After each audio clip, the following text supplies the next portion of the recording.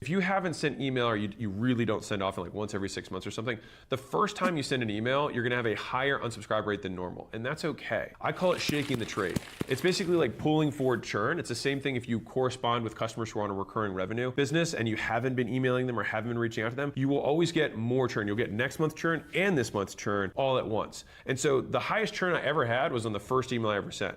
And so it was like just over 1%, which is crazy, right? But now it's like 0.42 unsubscribe rate per email, which is fine. As long as we grow higher than that between emails, that's a good ROI. This is mostly accurate. The goal with email marketing is to generate the highest revenue possible. So that means that every metric that doesn't directly contribute to that goal is a vanity metric. It doesn't matter. But regardless, founders like seeing a big list size because it makes them feel comfortable, almost like a cushion they can fall back on if ads were to stop working. But that's simply not how it works at all, because a large part of your list will never buy, and focusing on converting the ones that are gonna buy is what really matters. The caveat here is that in order to generate the highest revenue possible, we need to keep our deliverability healthy, and we need to keep the subscribers that do have the potential to convert on our list. We don't want those subscribers to unsubscribe. So there is absolutely a tipping point where a high unsubscribe rate will negatively impact our ability to drive revenue by harming our deliverability or by leading to unsubscribes from those good customers. Ultimately, if we assume that you're sending great content that's providing a ton of value to your email subscribers and that you're not sending too frequently to burn them out and cause unsubscribes, in that scenario, the unsubscribes that you do receive will be from a small number of people that are no longer engaged with the brand or interested in the brand, and that's not a bad thing. When we audit brands' accounts, we typically see very high unsubscribe rates and spam complaint rates because they're usually not sending content that's resonating. It's not providing any value to their audience, and also at a technical level, their settings are not optimized to reduce the frequency of emails that subscribers are getting in a short period of time, which also leads to really high unsubscribes.